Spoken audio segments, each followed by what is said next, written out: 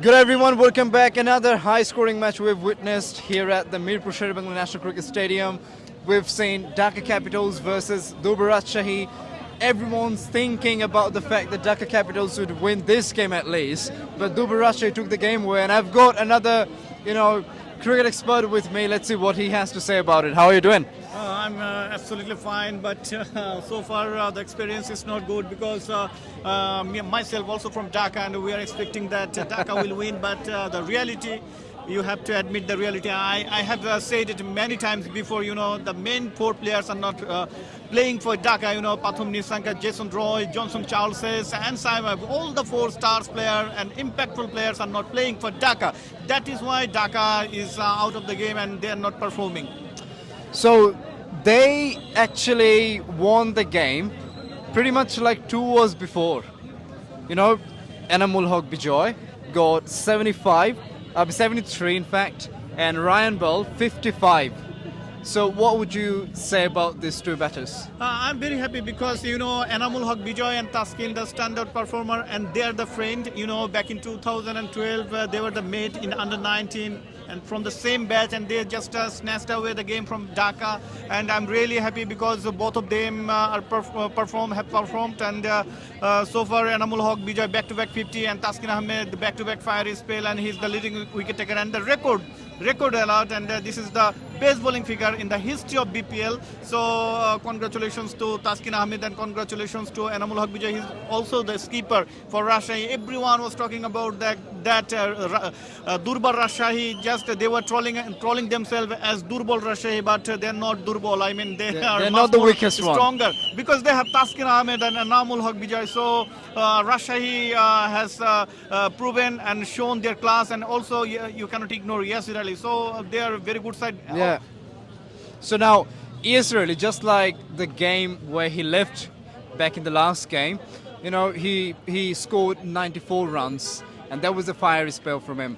But in this game as well, he started but couldn't actually make it prolonged one. But in the end, his team actually ended up in the winning side. So what's any thoughts on him? I just want to say this is cricket. You have to admit the reality. It matters. Approaches matters.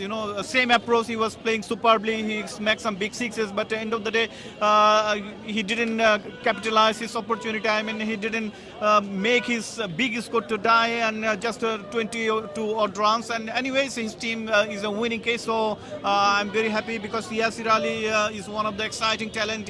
Russell Domingo, he liked him and he gave him opportunity to the national side. And finally, this BPL may be the turning point for Yasir Ali. Now let's talk a little bit about the batting of Dhaka Capitals.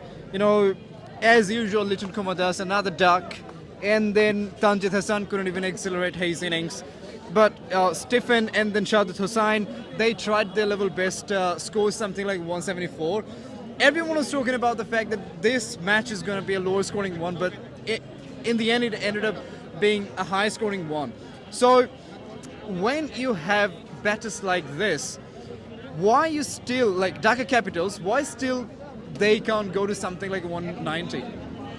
Oh, cricket is a funny game. The way they have started. I mean, after that, losing early wickets, they come back, fought back strongly, and then you have to give some credit to Shahadat Hussain Dibu. He's a very, very exciting talent, and at the same time, Iskinazi, English countyman, and he played super innings, and then.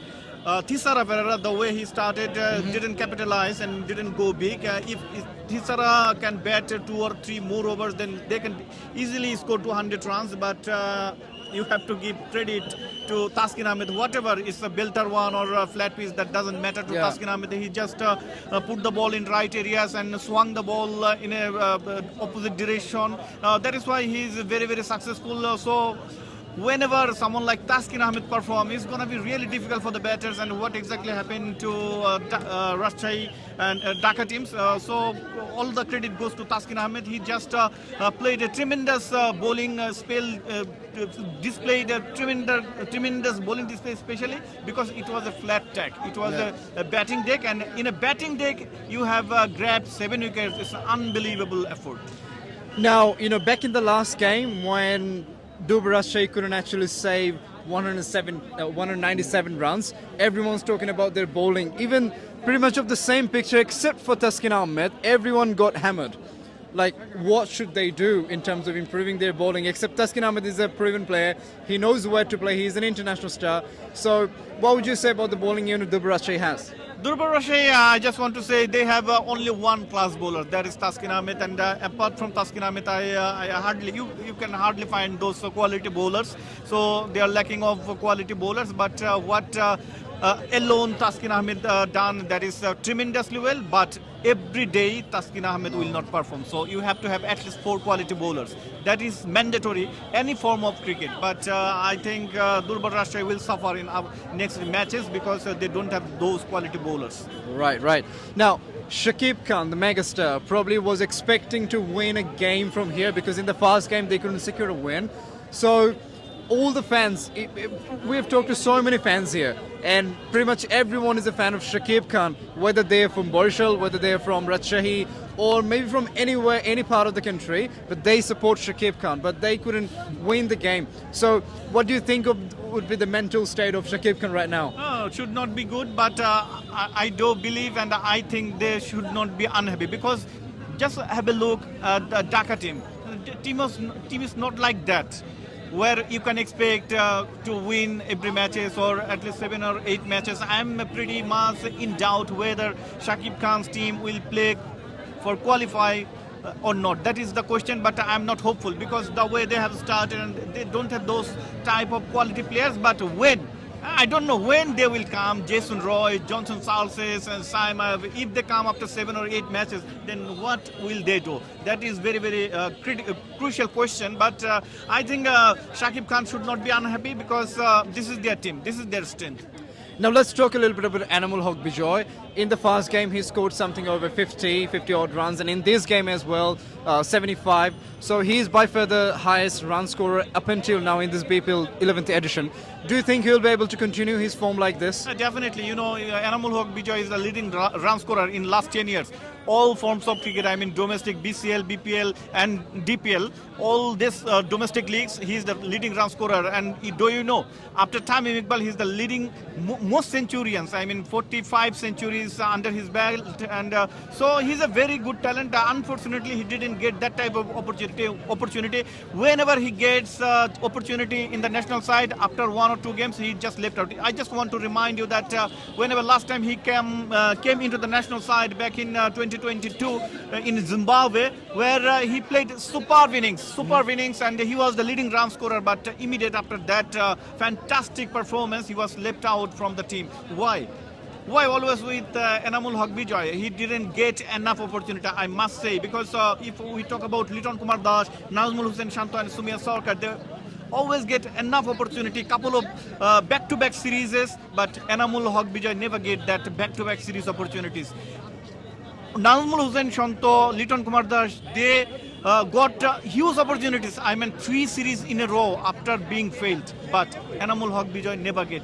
So this credit goes to our selectors because they didn't capitalize this resource, because he was leading run scorers in under-19 World Cup, above Quinton de Kock and Babar Azam. So we just spoiled a huge talent. Now it's a matter of a long way back, but the way he has been playing for the last few for the last few months, or probably in this BPL, is it a wake-up call for BCB to have him in the national side once again? Yeah, definitely he should get a chance in one day and T20. As once upon a time there was a huge criticism about Enamul Haq Bijoy that he's about his poor strike rate, but last couple of years we have seen in BPL and DPL his strike rate is tremendously well. In DPL we have seen above 100 run strike rate, and he has scored more than 1,000 runs back-to-back, 1,900 runs in Dhaka Premier League. That is phenomenal. And after that, you cannot blame him, and you cannot blame his strike rate. So, and in this BPL also, his strike rate is nearly 150 plus. So it's very exciting. It's very fantastic to see that Enamul Haq Bijoy is performing the way we are used to see. All right, thank you for talking to me, and with all the good hopes for Durbar Rajshahi, or probably even for Dhaka Capitals, I hope they will bounce back from their side especially Dhaka Capitals, because it's the side of the Magistra Shakib Khan. Let's see what happens in the upcoming games. But if you have made this far, probably you will stick around for the next game. See you in the next one, guys.